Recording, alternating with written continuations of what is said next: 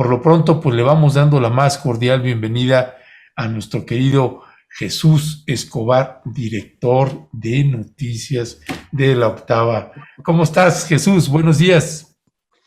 ¿Cómo están ustedes? Muy buenos días, mi querido Ernesto, Alberto. Les mando un fuerte, fuerte abrazo.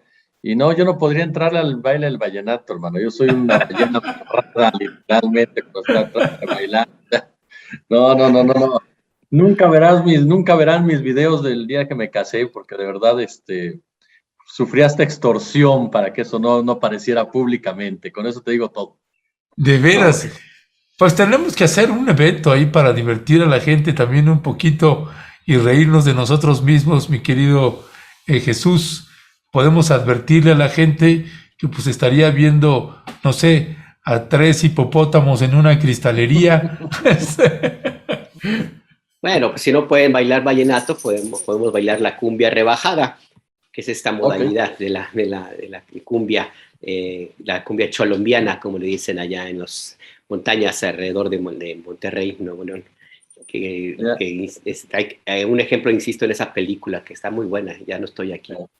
Fuerte. Te voy a responder lo mismo que le dije a mi queridísima Luisa Cantú. Yo veo y aplaudo.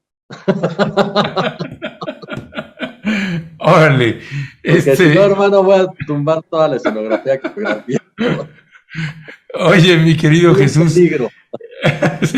Oye, mi querido Jesús, pues entrando en materia de los temas que queremos abordar con usted, pues uno que es AMLO, este llamado a recuperar la rectoría eléctrica, misión posible o imposible, y pues ahora de las declaraciones del senador Ricardo Monreal, donde advierte que la reforma eléctrica podría sufrir algunos cambios.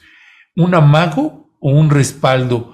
¿Cuál es tu entendimiento aquí de estos mensajes que está mandando por Ricardo Monreal, que se le ha pasado haciendo declaraciones de su candidatura y que él pues tiene una buena relación con el presidente López Obrador, pero que no se somete al presidente López Obrador? Y al siguiente día pues sale este tipo de declaraciones. ¿Cuál es tu valoración ahí? Pues mira, yo de entrada, con el tema de la reforma, incluso si quieren lo profundizamos un poco más adelante, yo veo una discusión de dos visiones de país diametrales, dos visiones de país completamente enfrentadas. Por un lado tenemos, por supuesto, a Morena, a sus aliados, por el otro tenemos al Partido Acción Nacional, a sus aliados obviamente pertenecientes sobre todo a un sector de la iniciativa privada. Pero me llama mucho la atención porque esta reforma en realidad es bastante light. Estamos hablando de que la iniciativa privada se quedaría todavía con una buena porción del mercado, con más del 40%. Y sin embargo, cuando uno escucha las declaraciones del PAN, caso Peña López, caso Jorge Triana, incluso el propio Felipe Calderón, que sabemos que tiene intereses en Iberdrola, en fin, y gente, incluso también del Consejo de Gobierno Empresarial, parece que se les va a quitar absolutamente todo, parece que el gobierno se va a quedar absolutamente con todo el mercado y va a crear un monopolio nuevamente y va incluso algunos por ahí dijeron estatizar o recordar lo que hizo Adolfo López Mateos. Me parece que nuevamente hay mucha desinformación en torno a esta reforma para defender intereses que no son de la mayoría, que no son de la población en general y que buscan seguir acaparando y seguir manipulando los recursos naturales de este país, particularmente lo que hay detrás de la discusión de esta reforma. Yo le veo, ya entraríamos con el tema de Monreal, un componente, por supuesto, político y un componente, por supuesto, empresarial. Y en este último también está el tema del litio, que no podemos dejarlo de lado, que en realidad hoy por hoy es uno de los productos más apetitosos para muchos, pero para muchos personajes, no solamente de México, sino también, por supuesto, de otras latitudes, y que México juega un papel importante en esa materia. Incluso me parece que la oposición a esta reforma de muchos de la derecha parte definitivamente para poder obtener licitaciones en torno al litio, más allá de lo que se está discutiendo sobre esta misma reforma. Ahora, en el caso de cómo se está discutiendo el baluarte político, y es en donde nos encontramos precisamente a varios actores, ¿no? Nos encontramos, por un lado, precisamente a Ricardo Monreal, un personaje que a mí me queda muy claro, no vive su mejor época con el presidente de la República. No creo que haya roto interlocución, ni mucho menos, pero sí me queda claro que Ricardo Monreal ya no está entre los personajes favoritos de Palacio Nacional, o por lo menos de los personajes a los que el presidente de la República le tiene más confianza.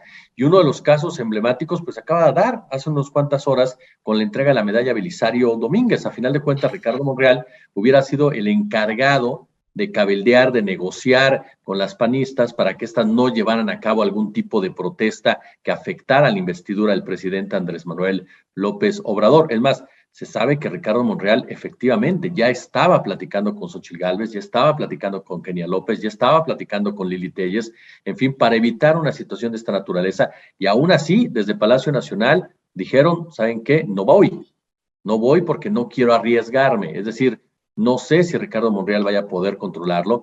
Trascendió que Adán Augusto incluso platicó con el propio presidente de la República para advertirle de esta situación. Y con esa medida que toma Adán Augusto, si esto, a final de cuentas, se confirma, estaría desactivando al propio Ricardo Monreal para que no se colgara una medallita. Esto incluso lo destacaba el columnista Alejandro Aguirre en una de sus participaciones.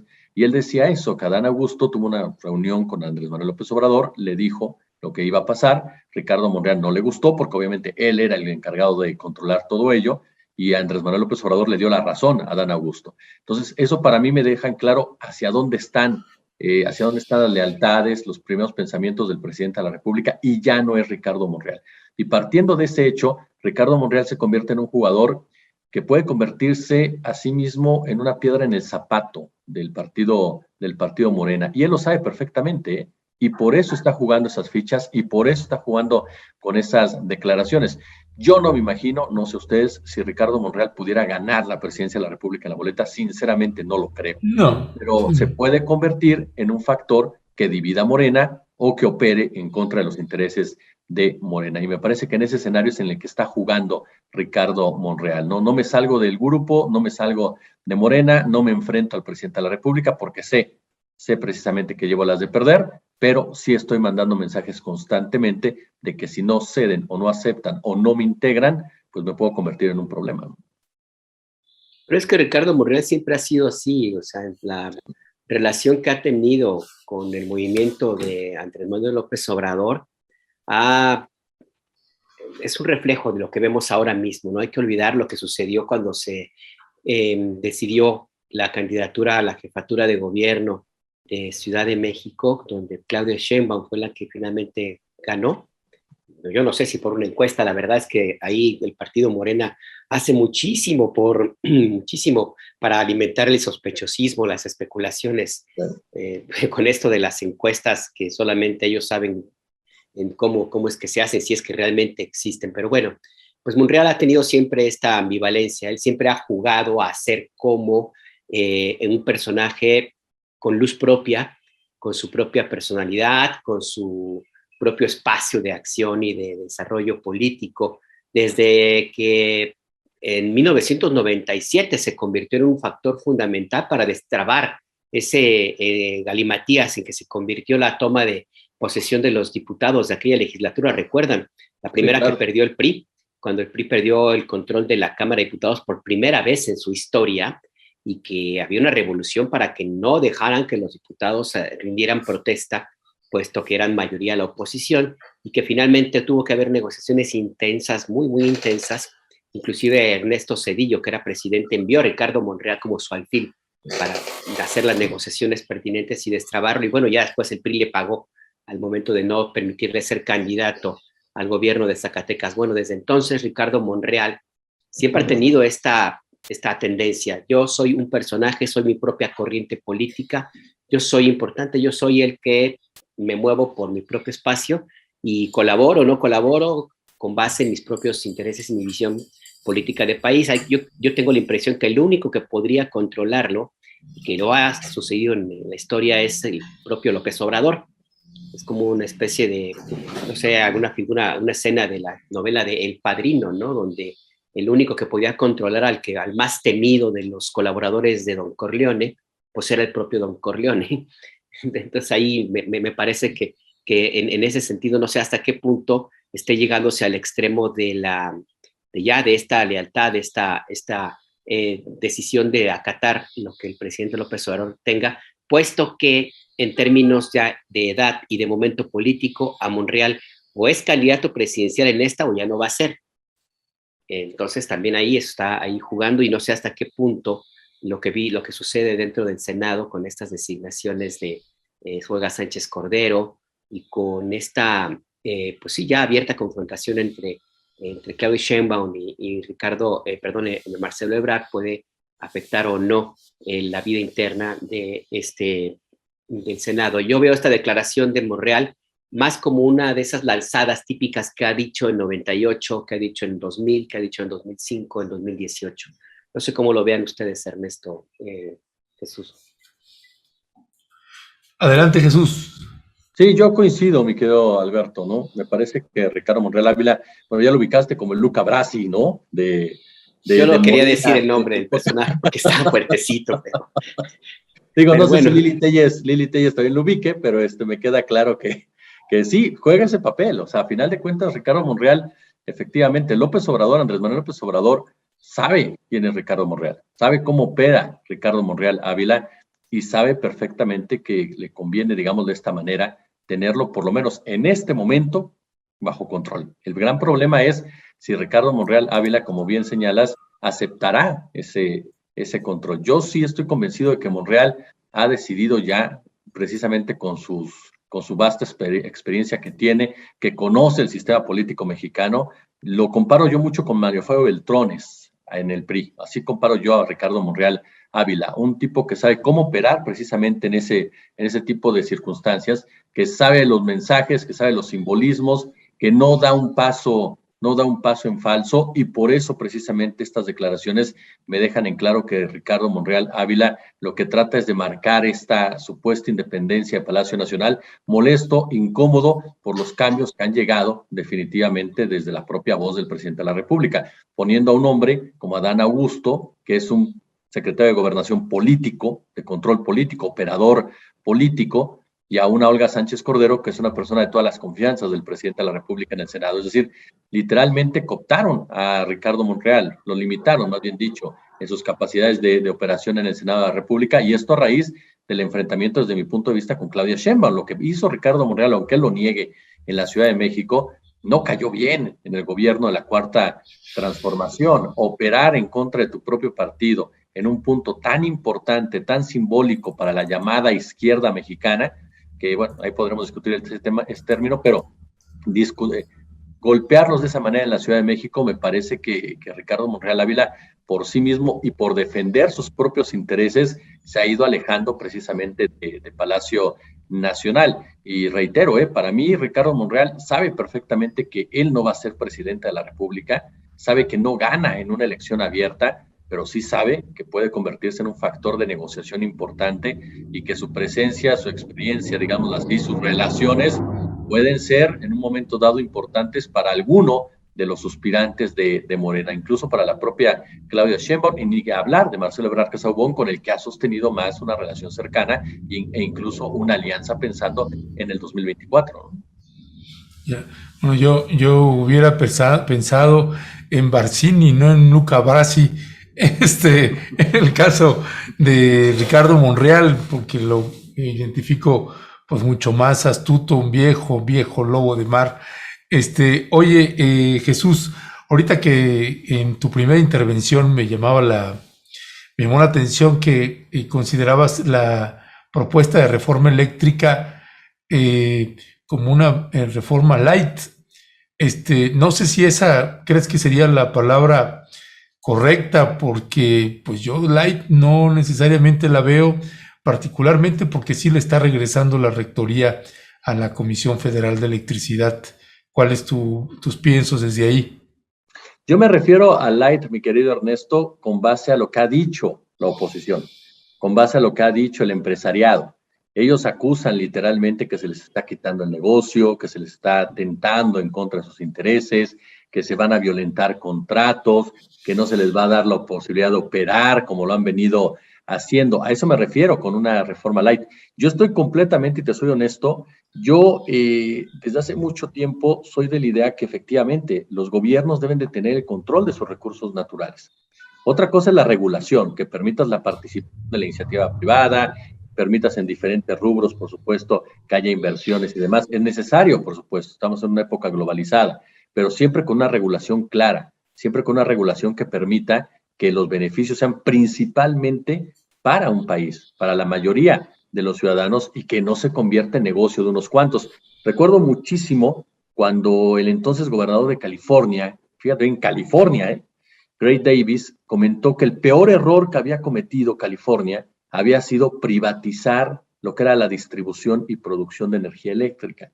Porque ustedes recordarán los apagones que vinieron en esa época, y que de plano él decía que el gobierno de California era rehén de intereses corporativos, que eso es lo que ha privado desde hace mucho tiempo a la fecha en varios países cuando hablamos de recursos naturales. Solamente basta ver la minería, quiénes controlan la minería en México y realmente qué beneficios deja la minería a nuestro país, tanto económicos como laborales. En fin, a eso me refiero principalmente, a que es una reforma en un momento dado que no está avasallando a la iniciativa privada, que no está quitando a la iniciativa privada del negocio. A eso me refería con lo light.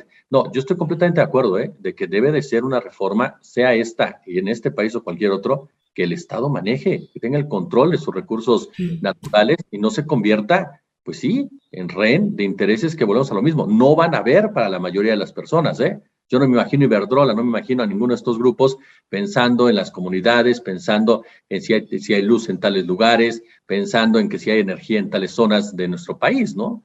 Ellos van a ver por su negocio, por lo tanto no pueden tener un control absoluto del mismo, ¿no?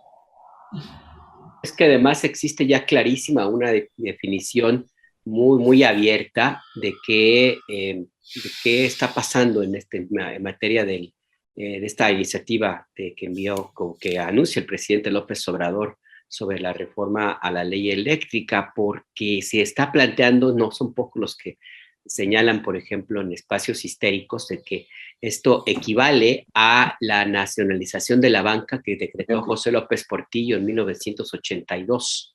O sea, no se resisten a hablar sobre lo que el presidente López Obrador menciona con mucha frecuencia, de que es un tema parecido a la expropiación petrolera. No, estos personajes, no pocos jilgueros de los empresarios, repiten y repiten que se trata de un José López Portillo reloaded y que esto equivale a la nacionalización de la banca, que fue, honestamente, sí fue un profundo desatino, pues, claro. Pero en ese sostener andamos, y también en lo que ya es típico en la campaña de desinformación, y de insistir en que se va a estatizar, a nacionalizar la generación de electricidad, y lo dicen personajes, Jesús, Ernesto, que se supone que estudiaron, que se supone que tienen doctorados. O sea, se les va el avión ahí por el odio, por una cuestión básica. Nunca ha dejado de ser la generación de electricidad parte de los bienes de la nación. Ni siquiera la reforma energética de Peña Nieto movió eso. Por eso sí existen las concesiones, por eso existe permiso para que generen electricidad utilizando un bien del Estado mexicano. Hay una campaña intensísima sobre el odio. A mí habría que preguntarse ahí, ¿quién es? ¿De parte de quién son? ¿Es nada más Iberdrola? ¿Es nada más el tema de FEMSA, por ejemplo? ¿Es Walmart, que tuvo las primeras plantas de autogeneración? ¿Hablamos del litio? No sé, yo creo que ahí habría que verlo, y también un poco ver el movimiento que se tiene en los medios de comunicación, por supuesto, y en algunos espacios de debate político. El papelón de las senadoras y senadores de Acción Nacional son apenas una pequeña muestra de este enorme circo que está construyéndose alrededor de este asunto. Y lo que dice Ricardo Monreal, insisto, es una de sus formas de hacer o de mandar mensajes a la política. En el fondo tiene algo de razón, tiene que haber negociaciones, no va a pasar esta reforma si no se discute. Pero bueno, pues ya estamos en un momento muy polarizado, Jesús, Ernesto. Lo que pasa es que a final de cuentas, ese punto también es muy importante, ¿no, mi querido Alberto, Ernesto? Esta reforma también nos va a dejar claro cuál es el camino que viene para la cuarta transformación. Qué tan complicado va a ser la negociación con el PRI, sobre todo con el PRI, en un futuro. Qué tanto el PRI realmente va a estar respaldando las posturas de la cuarta transformación, qué tanto se va a estar inclinando hacia el partido Acción Nacional. A mí me parece que es una discusión en donde se van a sentar las bases de lo que es el último tramo del gobierno de Andrés Manuel López Obrador en relación precisamente con el con el legislativo, porque el gobierno sabe perfectamente que no puede pasar reformas de ese tamaño sin tener una alianza con la oposición. Entonces, el partido que ideológicamente, digamos de esta manera, se siente más cercano el gobierno federal es con el PRI o con algunos sectores del PRI, que ya los mismos han manifestado. Eso es otro punto, ¿eh? Al interior del PRI también hay toda una discusión si van a votar en bloques, si no van a votar en bloques, si van a votar a favor unos, en contra otros, precisamente porque muchos de los que están ahorita, o algunos de los que están ahorita, como lo queramos ver, pues fueron protagonistas, fueron partícipes en lo que fue la reforma de Enrique Peña Nieto. Entonces estarían yendo en contra de lo que ellos mismos aprobaron, por lo menos este sector.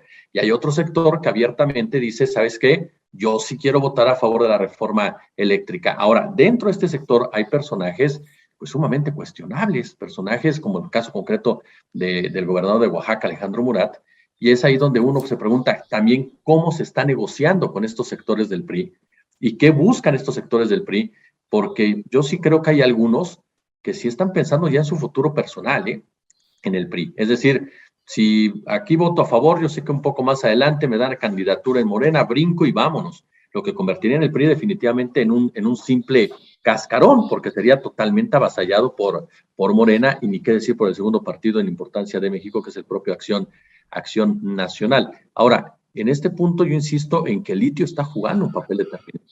Lo que dice el presidente de la República yo no lo descartaría cuando habla de que no voy a ceder en ninguna concesión de litio y eso no está dentro de la negociación.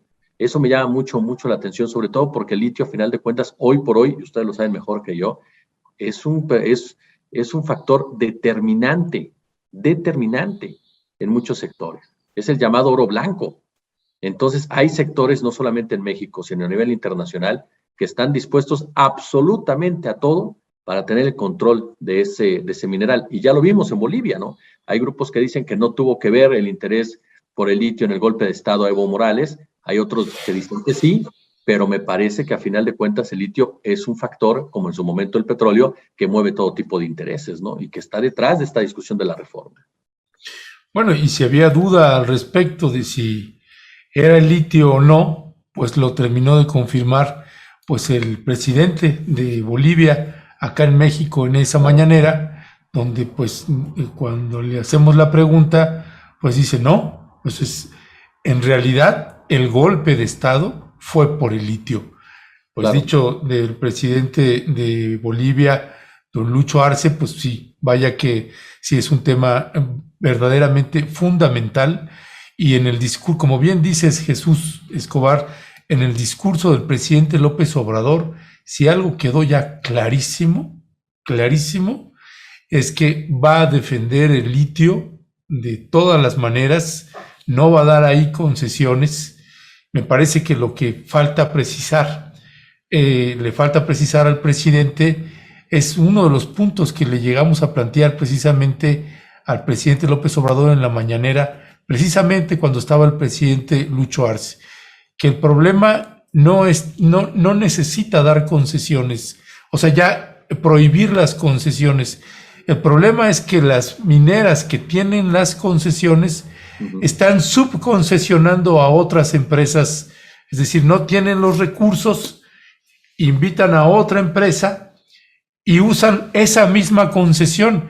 Esa es la parte del dique que me parece que pues tendrá que presentar con mayor claridad cómo se va a impedir eso. Ya dio algunas pistas precisamente el secretario de Gobernación, Adán Augusto, en esta mañanera, cuando anunciaron la reforma eléctrica y su posicionamiento frente al litio en México, en esa nacionalización.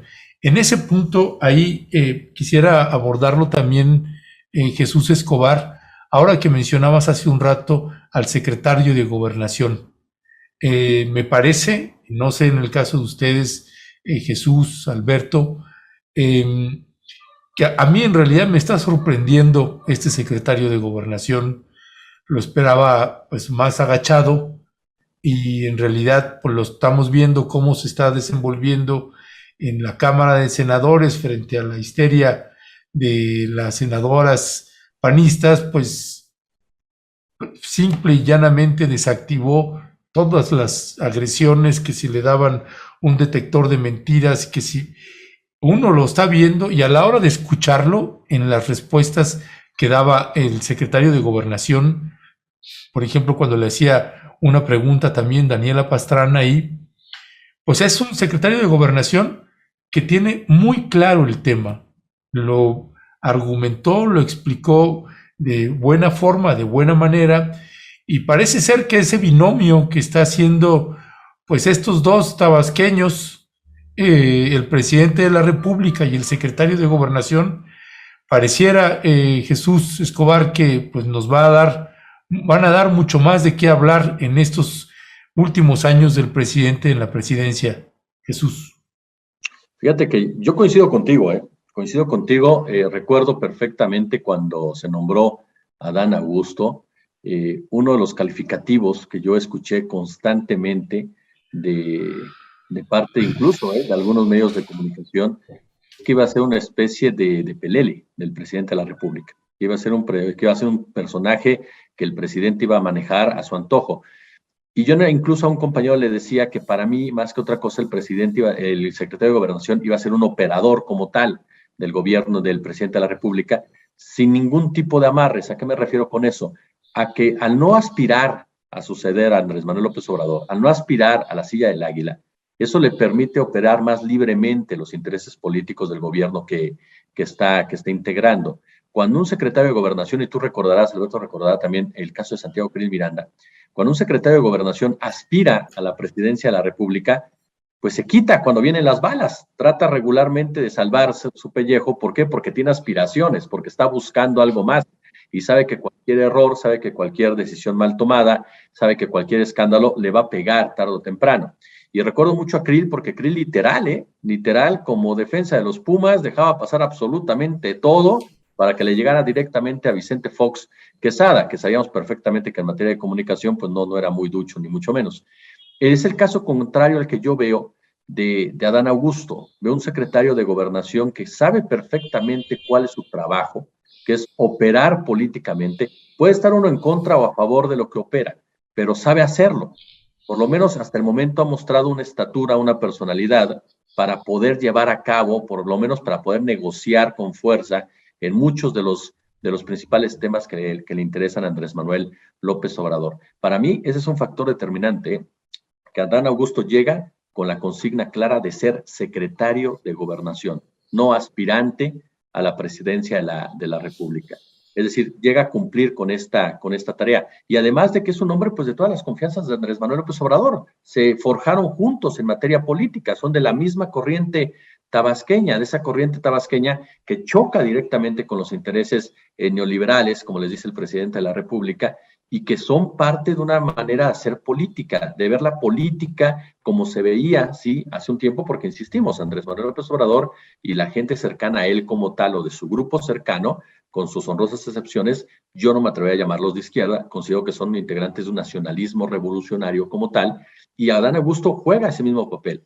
Él sabe perfectamente que el secretario de Gobernación no puede tapar al presidente de la República, pero sí tiene que operar a favor del presidente de la República. Pasamos muchos años con una secretaria de Gobernación, Olga Sánchez Cordero, que era de un perfil más discreto, que operaba de manera diferente, ¿no? Que tenía una voz distinta, que no tenía la experiencia política que tiene Adán Augusto, y ahora tenemos un secretario de Gobernación, fuerza, esa es la realidad de las cosas, con fuerza para poder hacer las cosas. Yo recuerdo de los anteriores secretarios de Gobernación, por ejemplo, el de un perfil más cercano era el propio Miguel Ángel Osorio Chong, pero lo mismo, Miguel Ángel Osorio Chong comenzó a tener sus intereses, sus aspiraciones hacia la silla del águila y comenzó a descuidar lo que era la principal tarea que tenía en mente, que era la Secretaría de Gobernación, ¿no? Frente a otros personajes con poder, como en el caso concreto de Luis Videgaray. Entonces, a mí, la verdad, también me ha sorprendido Adán Augusto, pero me queda claro que mientras el secretario de Gobernación siga operando de manera como lo está haciendo, por lo menos el gobierno federal tendrá un interlocutor sumamente válido. ¿Se va a equivocar? Seguramente. Habrá ocasiones en que se equivoque, habrá ocasiones en que cometa hierros, pero hasta el momento, lo que yo he visto, lo que he podido apreciar es que por lo menos es un tipo que sabe lo que está haciendo. Pero es que además llega, como bien dices, Jesús, y mencionas, Ernesto, con algo que me parece importante ponerlo en la conversación. Sí es cierto que no tiene aspiraciones políticas presidenciales, a pesar de que algunos de inmediato quisieron colocarlo allí. Pero lo que me parece más importante es que él es, en este momento, la persona más cercana al presidente de la República dentro de su equipo de gobierno, porque son amigos casi de la adolescencia, de la infancia. Y hay una confianza, yo diría que muchísimo más profunda de parte de López Obrador en Adán Augusto, de la que puede llegar a tener inclusive en Claudia Sheinbaum, a pesar de que Claudia Sheinbaum es muy parecida en términos de su forma de ver y entender el mundo y la política, por supuesto, a López Obrador. Pero Claudia Sheinbaum está dentro de la carrera, pues dentro de las aspiraciones a sucederlo en el cargo. Adán Augusto no. Adán Augusto es el hermano del alma, pues, del presidente López Obrador, y por lo tanto el mensaje que se envía al momento de designarlo y de hacer ese movimiento tan drástico como ocurrió con la senadora Olga Sánchez Cordero, el mensaje es, él soy yo. Uh-huh. Y eso también pesa, ¿no? No sé cómo lo vean ustedes, Ernesto, Jesús. Jesús, adelante. Sí, sí, totalmente. El hecho de esa cercanía con Andrés Manuel López Obrador juega un papel determinante. Volvemos a lo mismo. Yo estoy seguro que Adán Augusto le puede decir lo que quiera a Ricardo Monreal, como operador en el Senado, le puede decir lo que quiera Marcelo Ebrard Casaubon, incluso me atrevería a decir la propia Claudia Sheinbaum, efectivamente, pero Andrés Manuel va a consultarlo con Adán Augusto y por eso lo puso ahí, porque en estos 3 años que le restan a Andrés Manuel López Obrador necesita operadores leales, necesita operadores eficaces, necesita operadores que estén comprometidos con lo que él quiere llevar a cabo. Andrés Manuel López Obrador sabe perfectamente que el pensar en una candidatura presidencial te descuida, te vuelve distraído, te vuelve incluso, obviamente, que veas tus intereses en un momento dado más allá del presidente que está en turno. ¿Por qué? Porque así es. Yo no recuerdo un candidato, por ejemplo, fuera del PRI, del PAN, en fin, en su momento, que llegado el instante no tuviera que ver por sus mismos intereses más allá del presidente en turno. Entonces me parece que en ese sentido Andrés Manuel López Obrador hizo una jugada muy inteligente, poniendo una persona completamente de su confianza, una persona que piensa igual que él, una persona que sabe operar. Y ojo con esto, Adán Augusto tiene una gran ventaja, y ahorita tú lo señalabas, mi querido Alberto, al ser amigos desde la infancia es importante, pero además le dice las cosas. Muchas veces nos hemos topado con personajes que no le dicen nada al presidente de la República, o que le dicen a todo que sí.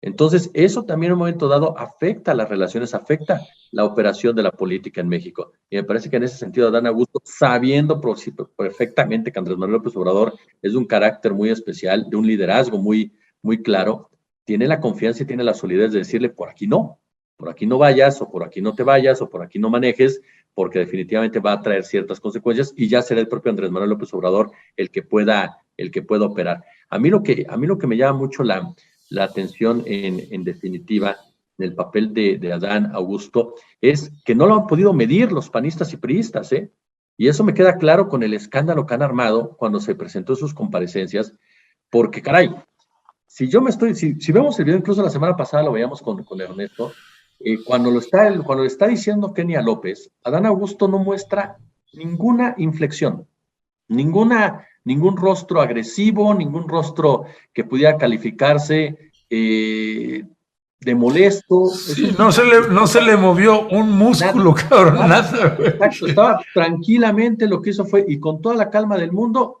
toma la palabra y con 2 frases revienta el ataque de Kenia López. Perdón que utilice el término revienta, pero literal, y hasta lo aprovecha, ¿no? Eso me queda claro. Y lo mismo pasó con esta Lili Tellez. Estoy de acuerdo que pues no estamos hablando de la representación más preparada o más capaz que pueda tener la oposición, por lo menos es lo que uno quiere pensar, pero sí te dejen claro que es un tipo que sabe moverse en esas aguas, que sabe moverse en ese tipo de pantanos, y la oposición parece que no se está dando cuenta que ahí la discusión con él va a ser diferente. Ahora, hay un factor también que yo no sé si sea tan positivo, algunas personas me han dicho que sí, otros analistas me dicen que no, es que Adán Augusto también es un tipo muy pragmático. Me queda muy claro que es un tipo sumamente pragmático, que es un tipo que si se tiene que sentar a negociar con el diablo, lo va a hacer. No es un tipo muy cerrado a este tipo de situaciones, y eso hasta el momento le ha permitido entender la dinámica incluso de la relación con el propio Ricardo Monreal. Y esto lo cito por la reunión que tuvo con el gobernador de Tamaulipas, ¿no? Un personaje que todos sabemos perfectamente bien quién es, cómo opera, para quién opera y para qué opera, y sin embargo se sentó ahí. Ya después lo que vimos en cuanto a la conformación del Congreso de Tamaulipas, que fue una verdadera vergüenza, yo no sé qué tanto esperó o no, pero la realidad es que ese tipo de negociaciones está hablando de un secretario de Gobernación que es pragmático y que entiende precisamente que la política mexicana, pues tienes que sentarte a hablar con Dios y con el diablo, ¿no? Pues ahorita que estamos hablando, fíjense, de este tema, pues salió Ricardo Monreal, salió Adán Augusto, hablamos del presidente López Obrador y, y Olga Sánchez Cordero, pues que era la secretaria de Gobernación y que ahora es presidenta en la Cámara de Senadores, y en estos posicionamientos que presenta Ricardo Monreal, pues en estos amagos que le hace de vez en vez al presidente López Obrador, como en esta ocasión, que me parece más un amago que un acto solidario. Dice, bueno, pues tenemos que modificar esta reforma, hay que consensar con los otros partidos, hay que ceder y quitar algunas cosas que están ahí. Pues quién sabe qué es lo que quiera quitar este hombre, una sola persona está hablando por quién sabe quién, ¿no? A nombre de quién sabe quién está hablando Ricardo Monreal, y si está hablando a nombre de él, pues imagínense, ¿no? Un senador va a decidir qué se va a modificar y qué no, y entonces me quedo pensando, ¿y qué papel identificas que está jugando Olga Sánchez Cordero en todo esto, en Jesús Escobar, Alberto Nájar? Sí, Jesús. Alberto.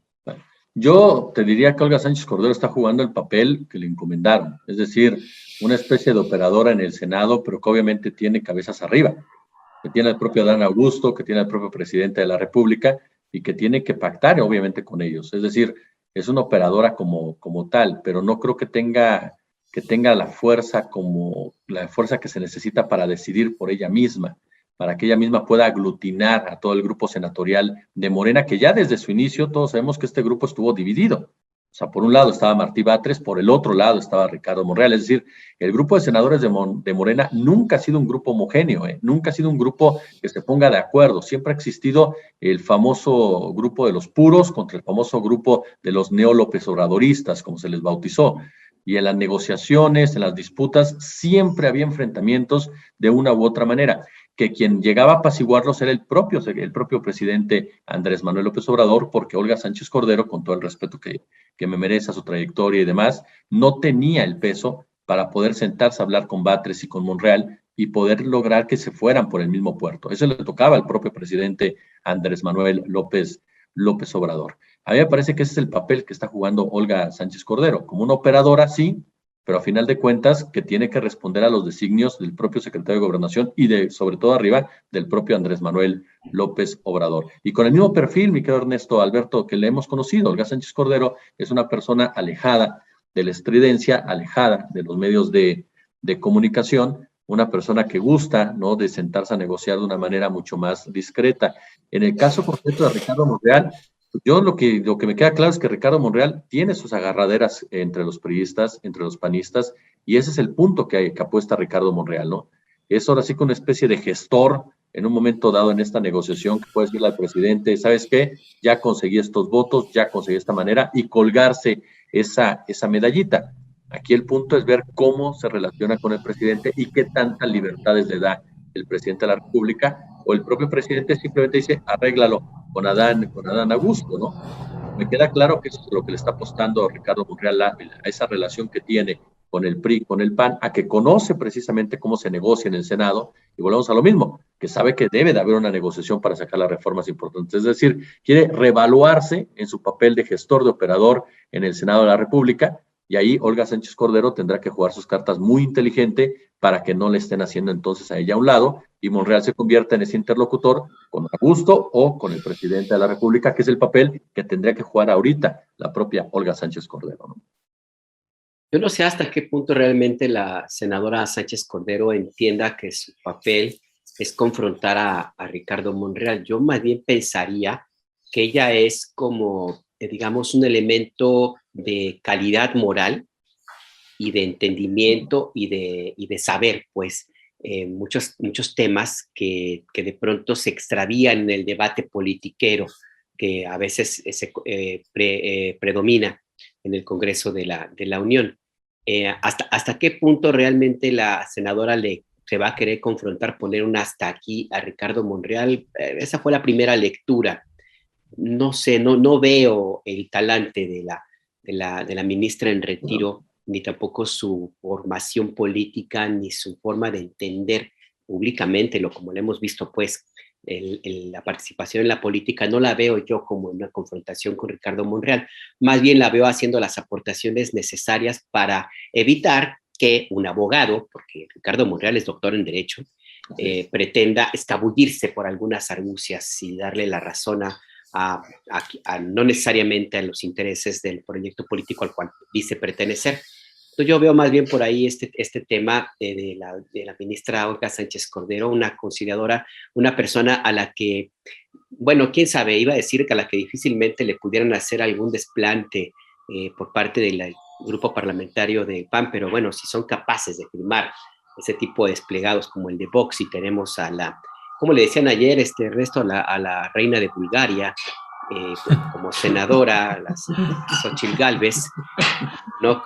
Creo que sí, creo que ahí, por puro contraste, la senadora Sánchez Cordero sale de gane, ¿no? Ella sí como que tiene otro tipo de elementos de argumentación, estudios, inclusive hasta su propio lenguaje corporal es distinto a esa histeria y ese histrionismo que de pronto vemos allí, la voz engolada y muy educada en los locutores de los 50, que a veces incluye la senadora Lili Telles, ¿no? Entonces yo la veo más bien como una cuestión más de un tema de mandar el mensaje de que también parte del saber, de la ciencia del derecho, pues está ahí presente con la senadora Sánchez Cordero, y que no todos son las argucias y la politiquería en la cual es un experto Ricardo Monreal, sino que también es sustento para convencer, inclusive con los documentos en la mano. No sé cómo lo veas tú, Ernesto. Sí, mira, yo creo que la impresión que teníamos acá en los programas, Alberto, y no sé, ahí también Jesús, la impresión que teníamos es que finalmente cuando se hace el movimiento y Olga Sánchez Cordero pasa al Senado, pues todos dijimos, pues finalmente va a haber un contrapeso al poder que ya ha ganado Ricardo Monreal, que no es un poder menor. Y pareciera que en los primeros días así se vio, pero conforme va pasando el tiempo, pues pareciera que ese viejo lobo de mar, ese Ricardo Monreal, don Barcini, pues no, está haciendo sus movimientos y le está ganando ahí la partida a Olga Sánchez Cordero. Por lo menos así lo alcanzo a ver desde acá. Digo, habrá que ver cómo se está percibiendo ahí adentro. Pero creo que ese perfil es el que tenía Olga Sánchez Cordero. Yo antes si tienes algún comentario adicional que hacer ahí, Jesús Escobar, porque pues ya se nos va el tiempo y pues hay otro tema que queríamos abordar y que tiene que ver con las universidades. Este llamado que hace el presidente Andrés Manuel López Obrador a que ya las universidades pues abran otra vez sus instituciones y se regrese a clases. Entonces, pasando a ese tema, pero antes, si quieres cerrar el otro con el caso de la senadora Olga Sánchez Cordero. Pues mira, centrándonos en el tema del Padrino, yo recuerdo esa escena, para que la gente no se haga tantas bolas con el libro, además de la película, en donde va Tom Hagen con Vito Corleone en el auto, después de que haya sido asesinado Sonny, y le pregunta a Tom, le dice, oye, le digo a Tartaglia que no ocupe delincuentes para la venta de droga, ¿no? Y Vito Corleone le responde, no te preocupes, Barcini sabe que no lo debe hacer. Y le dice, no, Tartaglia. Y le dice, no, Tartaglia nunca hubiera podido con Sonny. Barcini es el que está detrás de todo, ¿no? Yo nada más terminaría por ahí. O sea que, bueno, vamos a ver, no vaya a ser entonces que Olga Sánchez Cordero resulte un Michael Corleone. por ahí. Oye, o el propio Adán Augusto sea, pues el factor. Bueno ahí, fuera, Sí, bueno sí, fuera, Alberto. No, ándale, ahorita que dices, Adán Augusto, ese sí. tendría en dado caso más el perfil, pero ya veremos, porque además con esa trilogía maravillosa de Coppola, con El Padrino, pues me parece que esas analogías pues las vamos a tener muy presentes Pero en quién estas sabe, porque mesas. ya nos están tundiendo. Ya a mí me dijeron que soy anti-AMLO por haber hecho la comparación con Luca Brazzi y todo. No, hombre, tranquilos. Apenas No, y empieza el además, día. además decía Luca Brasi, lo dijo Jesús, línchenlo a él, no a Sí, nosotros. exactamente. Yo no dije nombres, el que aportó ahí el nombre y Fue, el apellido fue Jesús. Oye, pero aparte Luca Brazzi era el más leal al padrino, a Vito Corleone. Se fue a No, meter a la boca del lobo, lo lo- mataron por eso. pues sí, pero sí, Luca Brasi, pues yo por eso decía, yo lo veo más en Barcini a Monreal, porque Luca Brasi, pues sí, era un, No, si era así maldito. pues sí, era un asesino, pues, ¿no? Que pues su función era ejecutar, ¿no? Pero es que ninguno de los dos, Ernesto, porque Luca Brasi era muy leal, era el único realmente leal hasta entregar la vida por Don Corleone. Y Don Barzini, pues sí era muy astuto y todo, pero era enemigo de Corleone. O sea, y era como... ¿Y Monreal es amigo o enemigo? Mira, en estas condiciones yo no sé cuál sería su papel, porque hasta ahorita está dentro del clan, está dentro del grupo, pues. No sé si eventualmente en algún momento tendremos que ver El Padrino 2, porque en la película hay que recordar a quién era el mejor amigo de Don Corleone y que después Michael Corleone le quiere dar una lección. Recuerdan en la parte 2 de la película, no recuerdo el nombre de este personaje al que tratan también.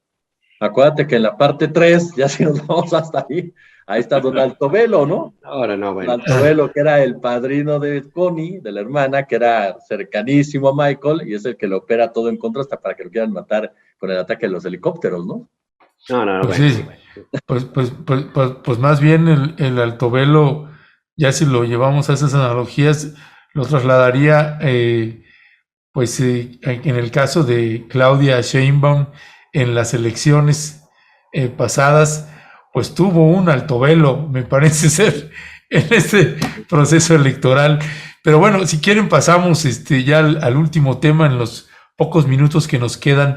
¿Cuál es tu valoración, Jesús Escobar, de este planteamiento que está haciendo el presidente Andrés Manuel López Obrador? Sabemos que es un tema que ha desatado muchos comentarios a favor o en contra de si ya reabrir las universidades, regresar a clases o no. ¿Cuál es tu valoración después también ya de el alcance que se ha tenido con las vacunas en México? Fíjate que es un tema en donde incluso nos topamos ya con la participación de una televisora. El caso concreto de TV Azteca, que se lanzó a cuestionar a los maestros, acusando a muchos maestros de no querer regresar a clases o de estar politizando el regreso a clases. Nosotros tuvimos la oportunidad en la octava de platicar con maestros y ellos nos decían que ellos están dispuestos a regresar a clases, a la hora que la Universidad Nacional Autónoma de México, por ejemplo, se los diga, que ellos no tienen problema de eso, pero que el asunto es que de lo que se trata es de que haya las medidas adecuadas, para que no existan brotes del virus, para que no exista, por supuesto, algún problema con el estudiantado, porque nos decían, la UNAM no es cualquier universidad, por ejemplo, centramos en la UNAM, es un mundo aparte, con miles de personas involucradas. Entonces ellos decían, eso es fundamental, pero que queremos regresar a clases, adelante. No tenemos ese problema, no estamos en la disyuntiva que ha puesto sobre la mesa este canal de televisión, en donde de plano dice que los maestros se han negado por un interés personal, por un interés laboral incluso, para no ingresar a las universidades. A mí me parece que el mensaje del presidente de la República es un mensaje que siempre se puede debatir. Yo creo que en este momento la propia UNAM ya tiene, y la UAM y demás, ya tienen que empezar a discutir seriamente si no es momento de volver, si no es momento ya de volver a estar en las aulas. Pero lo que sí me queda claro es que al interior de la máxima casa de estudios existen intereses muy claros de algunos sectores que efectivamente consideran que lo mejor es mantenerse todavía como están, pero que la gran mayoría ya está consciente de que deben de regresar a sus planteles. A mí, de verdad te lo digo, me parece que el llamado del presidente no es impertinente, incluso yo me iría más por ese lado donde habló de las mafias académicas, ¿no? Abiertamente, y que los propios maestros te dicen que así es, existen al interior de las universidades y que operan a favor de unos cuantos.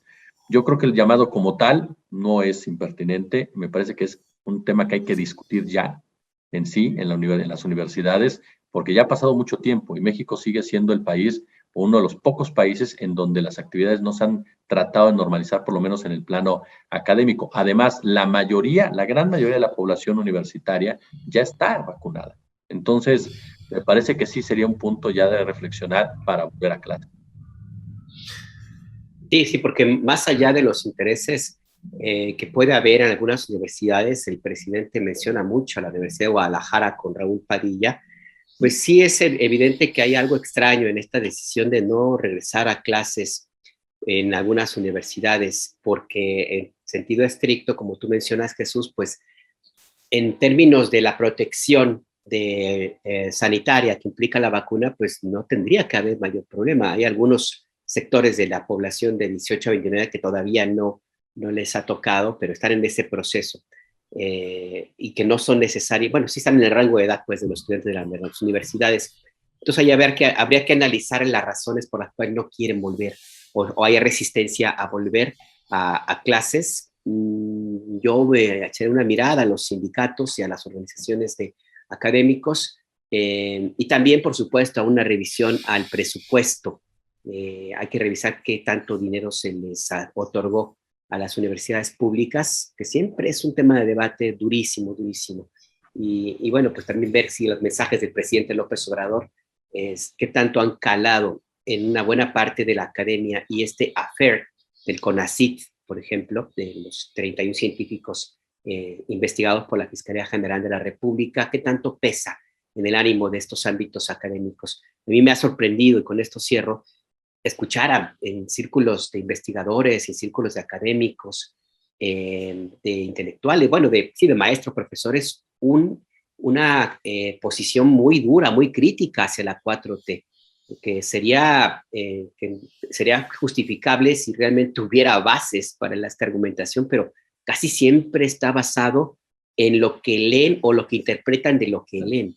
O sea, como que esa parte ahí no sé hasta qué punto el discurso no ha logrado permear lo suficiente en estas élites, porque son élites universitarias. Con esto cierro, Jesús Ernesto. Pues sí, y pues ya, fíjense, aquí la audiencia pues nos está haciendo Mario Muñoz toca otro personaje, que fíjense, no lo habíamos pensado, pero posiblemente podría ser más parecido. Dice, Monreal es Tesio. Claro. Muy cercano al final, traicionó a Michael. Pues ese es un recordatorio. Y otro que también pues nos recuerda, dice María Antonia Pérez, buenos días, genial analogía que tienen hoy Jesús, Ernesto, Alberto, un gusto verlos. El secretario de Gobernación, creo, es don Tomasino. Don Tomasino, que fue ahí asesinado precisamente en don Tomasino, no. Recuerda que don Tomasino era el amigo de Sicilia. Sí, por eso, ahí fue asesinado. En la ¿No 3, recuerdas? ¿no? En la 3. Bueno, es que... En la 3, sí. Ya le quemamos la película, Alberto. Sí. Miren, si usted no ha visto esa trilogía, es obligado. Es un clásico, es cultura general y que le va a permitir a usted pues entendernos. Si no la vio, pues le va a permitir entenderlos. Créanme, no tienen desperdicio ninguna de las tres, más allá de los comentarios que pueda haber al respecto. Valen muchísimo la pena esa trilogía de Coppola, El Padrino 1, 2 y 3. Y bueno, Jesús Escobar, pues se nos acabó el tiempo. Regresando un poco al comentario ya en lo que toca a la propuesta de reforma de energía eléctrica que está presentando el presidente López Obrador y el caso del litio, ¿cuál es tu valoración en lo que toca a la decisión que estará tomando el Partido Revolucionario Institucional, que aquí sí, no turning back, no hay vuelta atrás en ese sentido. Si no hay primor, no hay reforma de energía eléctrica. ¿Cuál es tu valoración sobre ese punto? Pues mira, yo creo que a final de cuentas el PRI tiene que valorar efectivamente en esta discusión su futuro. Es decir, si el PRI acepta que haya primor, el PRI corre el riesgo de que Morena se lo trague, literalmente. Se lo trague completito. Y no sé qué tanto hay priistas que eso es lo que están buscando, que eso es lo que quieren, por su propia sobrevivencia, insisto, una sobrevivencia personal como tal, y que están dispuestos a poner el voto a favor de la reforma, porque saben que el PRI tarde o temprano va a desaparecer, siendo claros. Las elecciones del próximo año para mí van a marcar el derrotero del priismo. Es muy posible que el PRI pierda todas las gubernaturas que tiene en este momento. Entonces muchos ya están viendo a futuro, están pensando a futuro y están dispuestos a poner su voto a favor de la reforma energética, no por una cuestión de ideología, no por una cuestión de bienestar nacional, no, simplemente porque ellos saben perfectamente que su futuro político depende de cómo voten esta reforma. Oye, Entonces me Jesús, pero parece, perdón ahí que te acote tantito. ¿No te parece que ahí esta parte de más que el riesgo del PRI de que se lo trague Morena viene siendo, no podría ser más bien que le pase como al Partido Verde Ecologista, que pues se la pasa ahí chapulineando dependiendo de quién es el poderoso y de ahí se beneficia y vuelve a recuperar legisladores, diputados, senadores? ¿No piensas que podría ser más por ahí? fíjate que yo no lo creo, mi querido Ernesto, ¿eh? Yo creo que hay muchos priistas que están dispuestos a dar el brinco a Morena, ¿eh? Que están dispuestos ya a dejar el PRI y moverse al partido del gobierno federal. A diferencia del Partido Verde Ecologista de México, yo no veo en el PRI como tal una estrategia como la que tiene muy, muy cuestionable, muy criticable, el Verde Ecologista desde su origen. Es decir, yo no veo al PRI en ese tenor, al igual que el Verde Ecologista, jugando con los pocos diputados o senadores que tiene. Yo sí veo al interior del PRI un grupo que quiere salvarse, que quiere moverse y que quiere, a final de cuentas, dejar el barco si es necesario. ¿Cuánto le quede al PRI como partido político? Sí creo que depende mucho de esta negociación que va a tener con Morena. Desde mi punto de vista, más allá de las declaraciones que ha hecho Alejandro Moreno, ha hecho Claudia Sheinbaum, pero no es Claudia Sheinbaum, está Claudia Ruiz Massieu, yo sí creo que el priismo o la mayoría del priismo va a votar a favor de esta reforma energética, buscando precisamente esa sobrevivencia política, sea bajo el amparo de Morena como partido político, como sus integrantes, o por lo menos como este factor que tú determinas. Pero yo me inclinaría más a que varios de los priistas saben perfectamente que si no van con Morena en esta ocasión, no tienen un futuro individual muy, muy, muy halagador, ni mucho menos, más que el que le pueda dar el partido en el poder. Sí, y yo añadiría un elemento que no hay que hacer a un lado, que también existen muchos priistas, que es las convicciones ideológicas que de alguna u otra forma tendrían que recordar o sí, hacen memoria y saben que ahí están. Tienen más afinidad con el posicionamiento de uno de los cercanos a ellos, en términos nada más de formación política, ojo, que es el presidente López Obrador, que se forjó en el nacionalismo revolucionario establecido por el PRI, que con esta suerte de galimatías de ultraderecha, de sinarquismo, de religiosidad, de intereses y corrupción y de todo lo que ustedes quieran, que se ha convertido la élite del Partido Acción Nacional. Hay priistas que todavía recuerdan que el adversario central histórico de ellos es el PAN.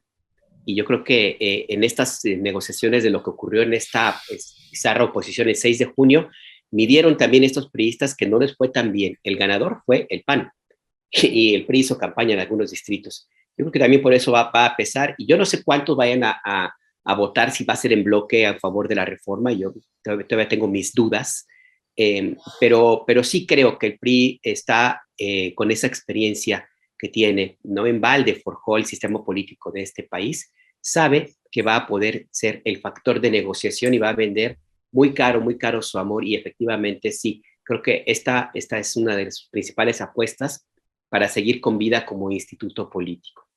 Ahora, no olvidemos quién está jugando la carta de los priistas llamados revolucionarios nacionalistas, que es Rubén Moreira, con todo lo que esto conlleva. O sea, Sí, los Moreira, sí. cuidado. ¿No? Sí, bueno, es que también Alito Moreno tampoco tiene mucha raigambre ahí. No. No, pero ahí hay todavía políticos del PRI muy pesados que jamás estarán en Morena, como precisamente que acabas de mencionar, Rubén Moreira, Manlio Fabio Beltrones, que sigue ahí atrás, Claudia Ruiz todavía Massieu moviendo, Claudia Ruiz Massieu, Gamboa Patrón. No, hay muchas ahí, dinosaurias que no van a estar en Morena jamás. Yo creo que más bien Morena pues va a vender bastante bien su voto, y es irónico y es prácticamente una paradoja, no sé si decirle una tragedia o qué, que si para muchas de nosotras y nosotros pues estamos de acuerdo y queremos o soñamos con que se regrese pues la rectoría de la energía eléctrica al Estado mexicano, sí, que el litio se nacionalice, que haya una reforma en la ley minera, que haya una reforma en la ley indígena, pues es paradójico que ese paraíso que queremos, pues que sin primor no hay paraíso. Caray, es una situación por demás compleja. Ya lo estaremos platicando aún más.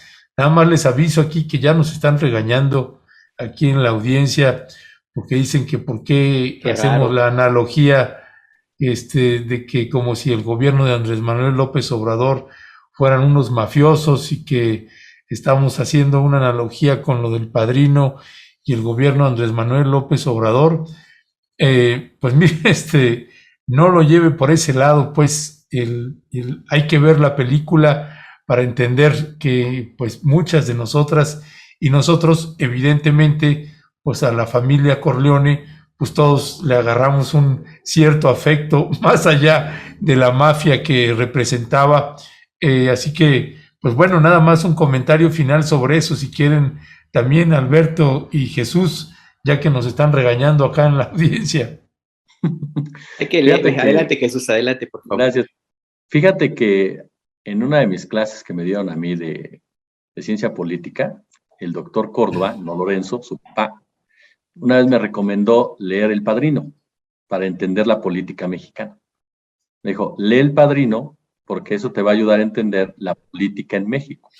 O sea, cómo se hace el pragmatismo político, los golpes bajos, las mafias, y a final de cuentas, quiénes son los grandes responsables de las decisiones que se están tomando, ¿no? Entonces, en realidad, más allá de la Cuarta Transformación, más allá del PRI, más allá del PAN, El Padrino se vuelve un libro de consulta para entender una política que lamentablemente en México, en toda su historia, pues ha sido una política muchas veces mafiosa, ¿no? Entonces, ahí están los personajes, y es verdad, el caso concreto de Tesio es cierto, ¿no? O sea, la traición de un personaje que está ahí, dentro del grupo de control, dentro del grupo de poder. Entonces, a final de cuentas, pues son novelas, son libros que te reflejan lo que pasa. Es como, en alguna ocasión alguien me comentaba el caso del maestro Luis Espota. Si uno lee ahora en estas fechas, lo que es la saga Las Costumbres del Poder, pues te vas a topar con personajes descritos que están ahorita. Yo recuerdo mucho una escena, sobre la marcha del maestro Luis Espota, en donde el candidato que elige el presidente llega a una región del sureste mexicano, y el gobernador, que era uno de los que aspiraban a tener el cargo, la candidatura presidencial, finge que tiene mal el brazo para no darle la mano. Cuando yo leo ese libro, a las semanas, si no mal recuerdo, Francisco Labastida Ochoa llega a Tabasco y de repente Roberto Madrazo tiene pues fracturada la mano, supuestamente para no dársela, ¿no? Entonces, son de esas novelas y de esas sagas que tiene uno que leer para entender precisamente la actualidad de la política, ¿no? Definitivamente. Ya la audiencia está colocando Dice que Mario Delgado es Fredo. Bueno, la verdad que creo que sí. Perdón, Alberto, perdón. No, perdón, es que sí es cierto, oye, es verdad. Es muy muy atinada esa comparación. No, nada más decir que el leído El Padrino, en su momento también se leyó como una analogía de la política estadounidense. Y lo recuerdo por una escena en la cual regresa Michael Corleone después de su periplo en Sicilia, después de que asesinan a su primera esposa, y va y se reencuentra con Kay Adams, que era su novia, a la que tuvo que dejar después de que le tocó a él pues hacer justicia en el caso del atentado contra su papá, y empieza a explicar a Kay Adams lo que hace su papá, Don Corleone, que dice: mi papá no es más que un empresario más, no es más que no hace lo mismo que hace cualquier otro político, ve por los suyos, protege a su familia, a su grupo, a su empresa. Y entonces dice Kay Adams: sí, pero un senador, porque decía, es como un senador cualquiera, y decía Kay Adams: sí, pero un senador o un político, un presidente de Estados Unidos, no manda a asesinar a sus rivales. Y lo voltea a ver Michael Correa diciéndole: mira, nada más, tú me dices inocente a mí. O sea, oye, pues simplemente recuerdan, digo, ya para cerrar, ¿va? ¿Recuerdas cuando incluso están, yo creo que en la escena cumbre, El Padrino 1 de la película, está Michael con Vito, ya Vito viejo, ya de salida, todo eso, y le empieza Marlon a hacer la Brando. reflexión. Sí, Marlon Brando, el gran Marlon Brando, ¿no? Le decían el más grande de los grandes, a Marlon Brando. Pero a mí me llamó la atención esa escena cuando le está diciendo que él no quería esa vida para Michael, ¿no? Que él quería que fuera senador Corleone, gobernador Corleone, y Michael suelta una perla maravillosa para mí, cuando le dice otro Pesonovante, o sea, otro personaje de este tipo que son incluso peores que nosotros, ¿no? Another Pesonovante, dijo. Y me acuerdo también ahorita, pues ahora que estamos en las remembranzas de las escenas, pues esta otra, ahorita que leía esta nota de Ricardo Monreal, donde dice, no, bueno, pues vamos a mediar y vamos a invitar a las partes a que hablen y a negociar, y vamos a hacer pues algunos ajustes a esa reforma, pero pues vamos a invitar a las partes a hablar, ¿no? Me acuerdo de esa escena precisamente donde está Don Vito Corleone, o sea, Marlon Brando, que le dice a Michael Corleone, Al Pacino, le dice, el que te invite a un encuentro, ¿no?, en un determinado lugar para hablar de ese tema, ese es el traidor, ¿no? Ese es el traidor. Ahí lo dejo, yo nada más, ya estaremos invitando al senador Monreal para que nos diga qué personaje representa el senador Monreal en este juego político que hay en nuestro país en estos momentos. Pues mi querido Jesús Escobar, Alberto, gracias Jesús por esta mesa. Como siempre, la gente realmente la está disfrutando mucho, se ha reído y hace también sus comentarios y agradecen. Hay gente que agradece, que dice, pues gracias por esta mesa porque nos permite entender, a mí me permite entender algunas cuestiones que venía pensando o que estaba tratando de darle una mejor lectura, y esta mesa, esta charla, pues me permite entender eso. Así que pues muchas gracias, y gracias por los comentarios a usted, Jesús, Alberto. No, bueno, pues muchas gracias a ustedes, como siempre. Les mando un fuerte abrazo a los dos. Ciao, bambino, ciao. Arrivederci, ciao. Arrivederci. Okay. Hasta pronto.